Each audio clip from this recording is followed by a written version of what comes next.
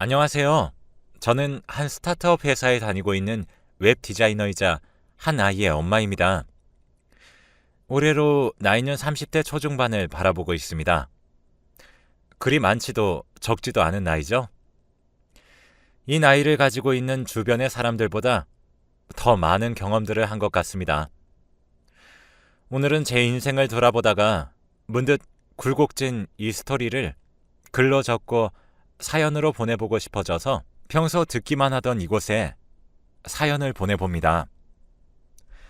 저는 20대에 대학교를 졸업하고 전공을 살려 대기업에 취업하고 싶었으나 취업난이 찾아온 관계로 적당한 선에서 타협을 하게 되었습니다. 제가 속해 있는 스타트업 회사에서는 어플을 개발하고 홈페이지를 만들죠. 규모가 엄청 큰 회사는 아니지만 그래도 개발과 관련된 회사이기 때문에 다양한 분야의 전문적인 사람들이 모여 있는 곳입니다. 저처럼 디자인을 담당해 주시는 분들도 계시고 개발자분들도 계시며 언어에 능통한 분들도 계시고 마케팅을 담당해 주시는 분들도 계십니다. 그리 큰 회사는 아니지만 정말 다양한 분야의 사람들이 모여 있는 곳이죠. 그렇기 때문에 회사에서 하는 일들은 조금 힘들긴 하지만 다양한 분야의 사람들로부터 보고 배우는 것들이 참 많습니다. 그리고 사람들과 친해지는 재미도 있죠. 아무래도 스타트업 회사인데다가 어플과 사이트를 개발하는 회사라 그런지 사장님을 비롯한 다수 직원들의 나이대가 비슷한 편입니다. 20대에서 40대 초반까지 분포되어 있고 특히 저와 비슷한 또래인 분들이 많은 편이죠. 그래서인지 회사 내에서의 사내 연애 커플도 꽤 많이 찾아볼 수 있곤 합니다. 남 이야기인 줄로만 알았는데 저도 어쩌다 보니 사내 연애를 하게 되었었죠. 이 사내 연애를 하면서 제 인생이 꼬였다고 봐도 좋습니다. 무슨 말인지는 오늘 이 사연을 통해서 들려드리겠습니다. 사실 제 얼굴에 침을 뱉는 것과 같이 부끄럽고도 당당하지 못한 사연입니다. 저도 제가 어떤 잘못을 저질렀는지 잘 알고 있고 반성하고 있기 때문이죠. 제 잘못에 대해서 충분히 반성하고 뉘우치는 의미로 한번 차분히 글을 작성하고 사연으로 보내보려고 합니다. 익명이지만 이렇게나마 공개적으로 저의 잘못을 고백하고 뉘우치고 싶습니다. 우리 아들에게도 앞으로 더 떳떳한 엄마가 되고 싶기 때문이에요. 시간은 5, 6년 전으로 거슬러 올라갑니다. 제가 막 입사한 지 1년째가 되던 해였습니다. 지금보다도 훨씬 어렸고 세상을 몰랐던 때였습니다. 일도 어렵고 고됐지만 다양한 분야의 전문적인 우리 직원들과 친해지는 것에 있어 막 재미를 붙여가던 찰나였습니다. 회사 사람들과 친해지니까 일을 하는 것이 마냥 힘들지만은 않았습니다. 주변에 사내 연애를 하는 커플들과도 어울려 지내며 친구처럼 즐거웠죠. 그러던 어느 날 저희 회사가 하나의 큰 프로젝트를 맡게 되었어요. 공적인 기관의 어플을 대신해서 개발하는 것과 관련된 프로젝트였죠. 꽤 규모가 큰 프로젝트였고 또 실수 없이 진행해야 하는 프로젝트였기 때문에 평소와 다르게 대표님도 이 프로젝트에 적극적으로 참여하게 되셨습니다. 저희 회사는 한 프로젝트에 돌입하게 되면 거의 숙박을 같이 하다시피 하며 직원들이 프로젝트에 집중하곤 합니다. 사실 프로젝트마다 조금씩 다르긴 하지만 비중이 높고 중요한 프로젝트엔 그러곤 하죠. 때문에 그때 그 프로젝트를 진행했을 때 대표님을 포함한 거의 전 직원들이 잠을 줄여가며 어플 개발에 힘썼어요. 대신 이 프로젝트가 성공적으로 마무리되기만 한다면 포상 휴가와 인센티브가 저희를 기다리고 있었습니다. 열심히 한 만큼 보상도 확실한 회사였고 스스로 뿌듯함과 보람을 찾기에도 충분했기에 몸은 고되고 힘들었지만 마음은 행복했습니다. 그렇게 프로젝트를 진행하다 보니 특히 저와 대표님이 붙어 지낼 시간이 많아졌습니다. 어쩌다 보니 둘이 함께 밥을 먹는다거나 미팅을 나간다거나 하는 일이 잦아졌습니다. 처음엔 마냥 대표님이 불편하기만 했었는데 몇 번 둘이 같이 시간을 보내다 보니 대표님이 참 편안하고 좋으신 분이라는 것을 느낄 수 있었죠. 그래서 갈수록 가까워졌죠. 회사에서는 공적으로 대표님과 직원의 관계로 지냈지만 그 프로젝트를 할수록 사적인 자리에서는 친한 오빠 동생 같은 사이로 발전하게 되었습니다. 하지만 공적으로든 사적으로든 저는 그 대표님을 남자로 보지 않았었고 이성적인 관계로 발전할 생각이 전혀 없었습니다. 그분의 애정 공세가 너무 적극적인 게 문제였죠. 처음엔 아무런 마음이 없었는데도 지속적으로 저를 귀여워해 주시고 진심으로 좋아해 주니 저도 마음이 열리더라고요. 신기하게도 점점 더 좋아졌습니다. 그러던 어느 날 그 프로젝트가 거의 마무리 단계에 접어들 무렵이었습니다. 대표님이 저녁을 사주신다고 하셔서 회사 근처에 한 일식집으로 갔었죠. 그런데 다른 직원들은 없고 저만 있는 게 아니겠습니까?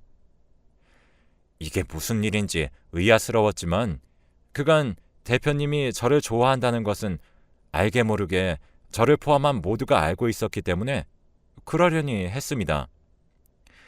왜 저만 부른 건진 잘 몰랐지만 그래도 사주시는 저녁을 맛있게 먹었죠. 그리고 대표님과 단둘이 간단히 술까지 마시게 되었습니다. 그날 밤 저와 대표님은 연인 사이로 발전하게 되었죠. 이게 무슨 급한 전개인지 의문이실 수도 있지만 정말 그게 전부였습니다. 평소에 서로를 마음에 들어하던 저희는 밤과 술의 힘을 빌려 급하게 연인이 됐죠. 그 이후로 회사에서 대표님과 사내 연애를 하게 되었습니다. 하지만 상대가 대표님이었기 때문에 조심스러웠고 비밀 연애를 하게 되었습니다. 연애를 하는 동안 저는 참 행복했었던 것 같습니다. 회사에서 하는 일이 더 즐겁게 느껴졌고 가끔씩 회의를 할 때마다 보는 대표님이자 남자친구의 얼굴이 더 잘생겨 보였죠. 그리고 회사를 마친 후 남자친구와 함께하는 식사 시간들도 너무 즐거웠습니다. 그렇게 평범하지만 행복한 연애를 했던 기억이 아직도 생생합니다. 하지만 갑작스럽게 조금은 충격적인 사건을 마주하게 됩니다. 바로 저와 대표님 사이에 아이가 들어서게 된 것입니다. 아무런 준비도 되어 있지 않았고 결혼에 대한 생각이라곤 하나도 없던 저희였습니다.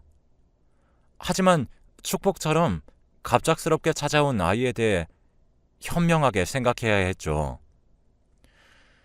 저와 대표님은 충분한 상의 끝에 식을 올리고 아이를 낳기로 결정했습니다.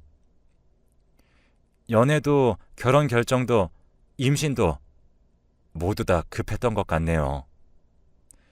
지금 생각해보니 뭐 하나 신중한 게 없었던 제 자신이 너무 바보 같고 후회스러워요.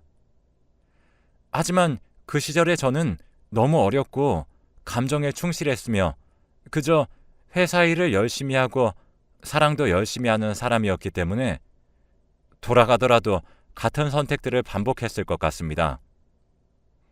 아무튼 전 아이를 가지게 됐고 결혼식을 준비하게 되면서 회사 사람들에게 천천히 저희의 결혼 소식과 임신 소식을 알리게 되었습니다.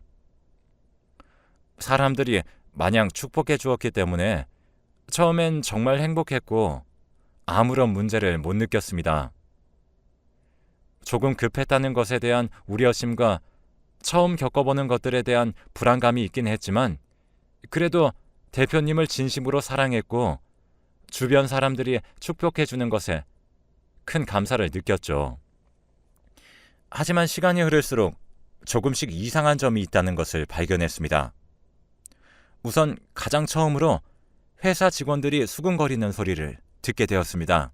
대표님이 만나던 다른 여자들은 정리가 된 건지, 저는 그것을 다 알고 만나는 것인지, 제가 임신했다는 아이가 대표님 아이가 맞는지 등 정말 터무니없고 제 기분만 나빠지는 소문들이었습니다. 아니 땐 굴뚝에 연기가 나냐는 말이 있긴 하지만 그래도 너무 근거가 없는 소문들이었기에 가뿐하게 무시하기로 결정했었습니다. 워낙에 사람들이 가십거리를 이야기하기 좋아하기도 하고 또 회사 내부의 일인데다가 대표님의 결혼과 관련 있는 일이니까 다들 저렇게 떠들 수도 있겠다 생각했네요. 여기서 조금 수상함을 인지했어야 했는데 그러지 못했던 게 최대의 한이네요. 그리고 두 번째로 수상함을 느꼈던 부분은 바로 이것입니다. 제가 결혼을 한다고 회사 내에 알리고 3주 안에 3명의 여자 직원이 연달아 퇴사를 했죠. 처음엔 어찌된 영문인지 몰랐고 각자의 이유가 있다고 생각했습니다. 조금 의아했지만 싱숭생숭한 시기인 것 정도로만 생각했죠. 하지만 직원들의 소문과 여직원 3명의 퇴사가 겹치다 보니 저도 심란해졌습니다. 그래서 대표님께 직접 물어볼 용기는 없었고 회사 내에 친하게 지내는 동료들에게 물었습니다. 이런 소문을 듣게 되었는데 소문의 근원이 어떻게 되는지와 최근 퇴사한 직원들의 퇴사 이유에 대해서 궁금하다고 했습니다. 그러자 사람들로부터 돌아오는 대답은 정말 충격이었습니다. 정말 그것을 모르고 지금까지 만나온 것이냐며 다들 놀라했죠. 그들이 놀라하며 말해주는 진실들이 더 충격적이었습니다. 사람이 너무 놀라면 아무런 말도 안 나온다는 게 무슨 뜻인지 깨달았었죠. 대표님은 오래전부터 카사노바로 유명했다고 했습니다. 회사 내에 대표님과 한 번은 안 엮어본 사람이 없을 정도였다고 했습니다. 그리고 여자 직원과 얽히는 방법도 거의 엇비슷했다고 했습니다. 저를 불러냈던 일식집도 이미 다른 여자 직원들과 많이 다녔던 곳이라고 했습니다. 제가 이러한 구체적인 사실들을 말하기 전에 다른 직원들은 많은 것을 알고 있었기에 신뢰감을 가질 수밖에 없었습니다. 이 사실을 어떻게 저만 모를 수 있었는지 의아했습니다. 대표님이 중요한 프로젝트에 들어가게 되면서 그런 행동을 조금 자제하셨다고 했습니다. 그리고 정말 저를 진심으로 좋아하셨던 게 맞을 수도 있겠다는 말도 들었습니다.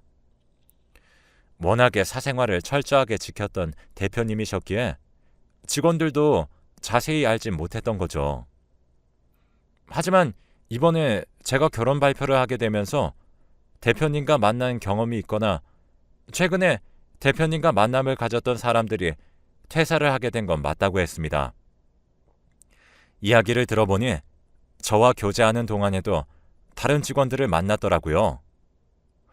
저는 억장이 무너지는 듯 했고 너무나도 큰 충격을 받았습니다.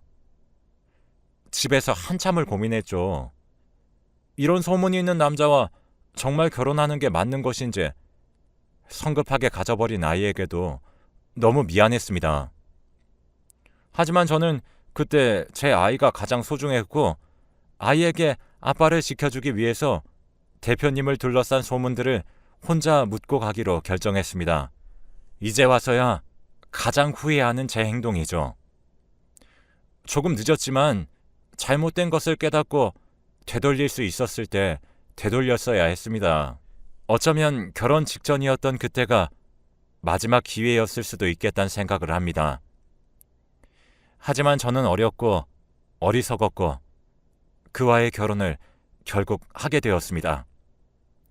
그리고 건강한 사내 아이를 낳게 되었습니다. 지금은 아들이 벌써 어린이집에 다닐 나이가 되었습니다. 제가 왜 마지막 기회였다는 말과 스스로를 어리석었다고 했는지 말씀드릴게요. 결혼 직전 우리 남편이 다른 회사 직원들과도 교제를 했었다는 사실을 알게 된 후 더 많은 것들을 알게 됐었기 때문입니다. 저는 저를 교제해오며 다른 사람들에게 눈을 돌린 정도인 줄로만 알았습니다. 그런데 진실 하나를 알게 되니 물고가 트이듯 숨겨져 있던 다른 진실들도 튀어나왔습니다. 저를 주로 만나오면서 살짝 바람을 피운 수준이 아니었습니다. 양다리, 삼다리, 사다리 그 이상이었던 것이었죠. 삼다리나 사다리라는 단어는 존재하지 않을 수도 있겠네요. 당연합니다.